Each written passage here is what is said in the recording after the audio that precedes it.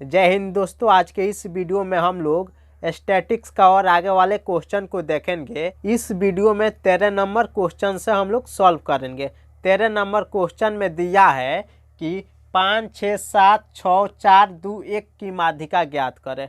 यह अवर्गीकृत आंकड़ों का माध्यिका बोला है निकालने के लिए। तो देखिए, अवर्गीकृत आंकड़ों की माध्यिका बोलता है निकालने के लिए। तो उसके लिए सबसे पहले हम लोग जो संख्या दिया रहता है, संख्या को हम आरोही क्रम में सजा लेते हैं। तो आरोही क्रम में सबसे पहले इस संख्या को सजाएंगे।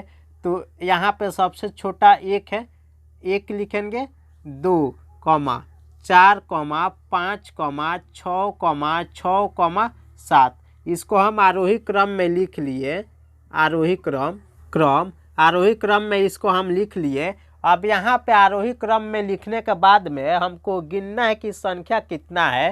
तो यहाँ पे देखिए 1, 2, 3, 4, 5, 6, 7, संख्या 7 गो है। अब आप याद रखिएगा कि जब माध्यिका निकालने के लिए बोलता है अवर्गीकृत आंकड़ों का, तो जब सम संख्या गिनने पे आता है तो उसके लिए माध्यिका निकालने का अलग फार्मूला होता है, और जब विषम संख्या होता है उसके लिए माध्यिका निकालने का अलग फार्मूला होता है। तो उसको हम लोग अब देखेंगे। n का मान जब विषम संख्या होता है तो उसकी माध्यिका क्या होती है। तो जब n का मान विषम संख्या होता है तो माध्यिका बराबर होता है n+1/2 चर मान। यानी n के जगह पे हम उस वैल्यू को रखते हैं जब गिनते हैं यह चर मान को। तो चर मान को गिनने के बाद में जो संख्या आता है उसको हम n बराबर मानते हैं। तो यहाँ पे n की संख्या 1, 2, 3, 4, 5, 6, 7, n की संख्या 7 है। यानी n का वैल्यू 7 आ गया, विषम संख्या आ गया। तो हम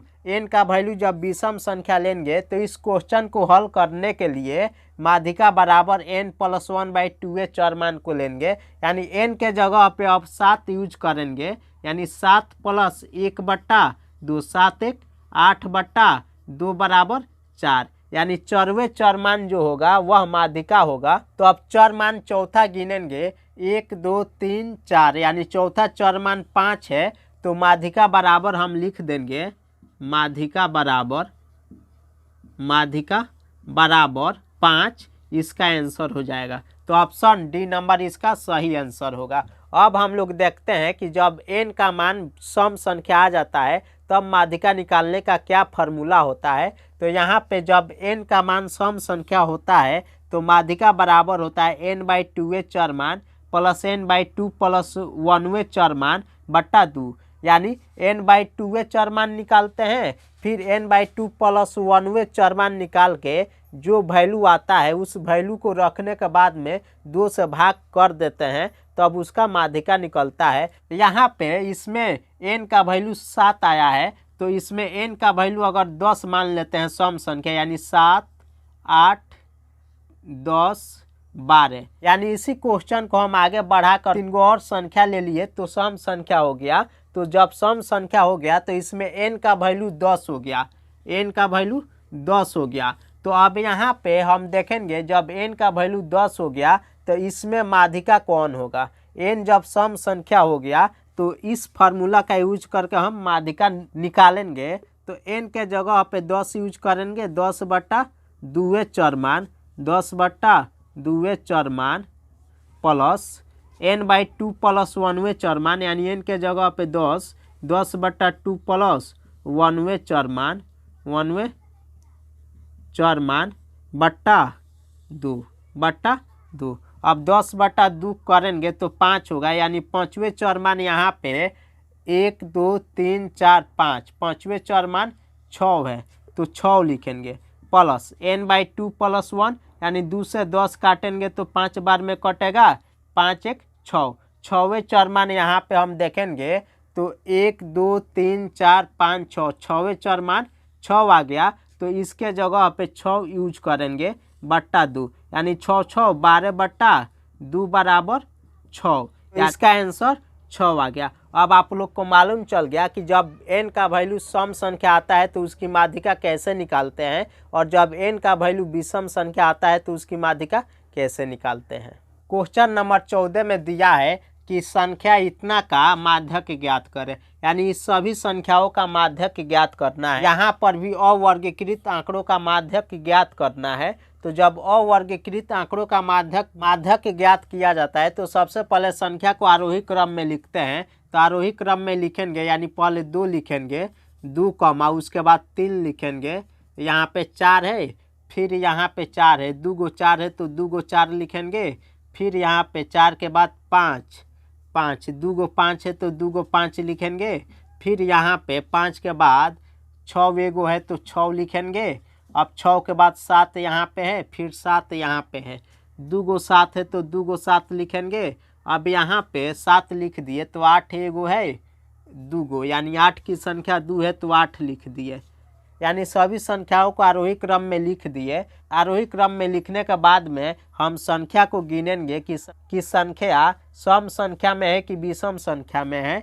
तो 1 2 3 4 5 6 7 8 9 10 11, यानी संख्या विषम में है।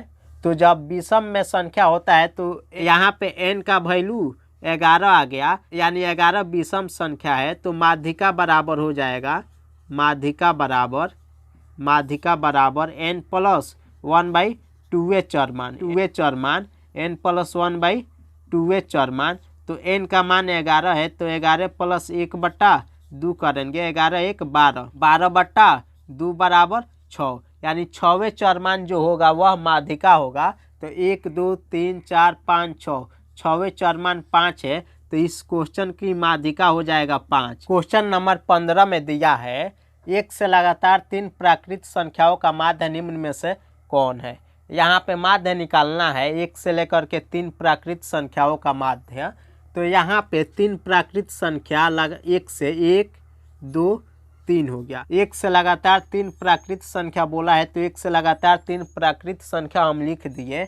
हम बताए थे इसके पहले वाले वीडियो में कि जब भी माध्य निकालना रहता है, लगातार सम संख्या देता है, लगातार विषम संख्या देता है या लगातार प्राकृत संख्या देता है, तो बराबर संख्या में दाहिने साइड में छांट देते हैं और बाएं साइड में छांट देते हैं। बीच में जो संख्या बचता है वही उसका माध्य होता है। लेकिन जब बराबर संख्या में छांटने के बाद में बीच में 2 गो संख्या बच जाता है तो दोनों संख्या को जोड़ के बट्टा 2 करते हैं तो माध्य निकलता है। तो यहाँ पे दिया है कि 1 2 3 तीनों संख्या का माध्य निकालना है। तो यहाँ पे एक संख्या इधर और एक संख्या इधर छाटेंगे तो बीच वाली संख्या माध्य होगा, यानी 2 इसका माध्य होगा। लेकिन यहाँ पे ऑप्शन में 2 नहीं दिया है, सी नंबर ऑप्शन में 6/3 दिया है। तो देखिए तो 3 से 6 काटेंगे तो 2 बार में कटेगा, यानी 2 बराबर 2 आ गया। तो इसका आंसर सी नंबर होगा। क्वेश्चन नंबर 16 में दिया है, प्रथम 3 सम संख्याओं का माध्य होगा,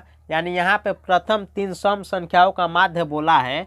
तो प्रथम 3 सम संख्या होता है 2 4 6। अब माध्य निकालने के लिए हम बताए हैं आपको कि बाएं और दाएं संख्या को बराबर बराबर मात्रा में छांट देना है और बीच में जो संख्या अगर एगो बचेगा तो वही माध्य हो जाएगा, या 2 गो संख्या बीच में बचेगा तो दोनों संख्या को जोड़ के बट्टा 2 करते हैं तो उसका माध्य निकलता है। यहाँ पे 2 को बाएं साइड में छांट दिए और 6 को दाहिने साइड में छांट दिए तो बीच में 4 बचा। तो 2 4 6 का माध्य 4 होगा। तो ऑप्शन सी नंबर इसका सही आंसर होगा।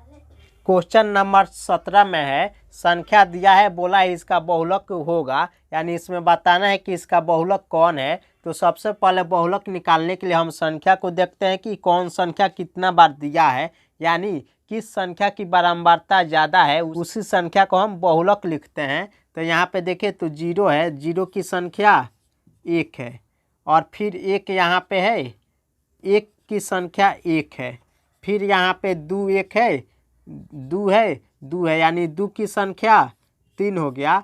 3 की संख्या यहाँ पे 1 है तो यह बहुलक होगा नहीं, क्योंकि 2 की संख्या से कम है। फिर यहाँ पे 4 हम देख रहे हैं कि 4 की संख्या 1 गो है तो 4 भी बहुलक नहीं होगा, क्योंकि 2 की संख्या से 4 की संख्या कम है। फिर यहाँ पे हम 5 देख रहे हैं तो 5 की संख्या यहाँ पे 1 है तो 5 भी बहुलक नहीं होगा। यहाँ पे 6 देख रहे हैं तो 6 की संख्या 1 गो है तो 6 भी बहुलक नहीं होगा। इस क्वेश्चन में सबसे ज़्यादा बारंबारता वाला चर मान 2 है, तो ऑप्शन ए नंबर इसका सही आंसर होगा और इसका बहुलक 2 होगा। क्वेश्चन नंबर 19 में दिया है बहुलक होगा, यानी बहुलक इसका निकालना है। तो बहुलक निकालने की विधि को हम बताए हैं। फिर क्वेश्चन नंबर 20 में दिया है 3 लगातार संख्याओं का माध्य होगा। 3 लगातार संख्या लिखेंगे तो वह संख्या 1 2 3 होगा। इसका माध्य निकालना है तो बाएं साइड में 1 छाटेंगे, दाहिने साइड में 3 छाट देंगे तो बचेगा 2। तो इसका माध्य 2 होगा। क्वेश्चन नंबर 21 में दिया है बंटन 1, 2, 3, डैश डैश, n के माध्य होगा। यहाँ पे n प्राकृत संख्याओं का माध्य बोला है। तो माध्य निकालने के लिए चर मानों का योग बट्टा चर मानों की संख्या करते हैं, यानी n प्राकृत संख्याओं का योग होता है n into n plus 1/2। n प्राकृत संख्याओं का योग हो गया। अब इसकी संख्या लिखेंगे तो संख्या में बट्टा में n होगा, क्योंकि इसमें n गो संख्या है। तो यहाँ पे चर मानों का योग बट्टा चर मानों की संख्या हो गया। तो इसको हल करेंगे हम तो हो जाएगा n into n plus 1/2 into 1/n, यानी n से इसमें भाग करना है तो n से n कटेगा तो यहाँ पे प्राप्त हो जाएगा n प्लस 1/2। तो ऑप्शन सी नंबर इसका आंसर होगा।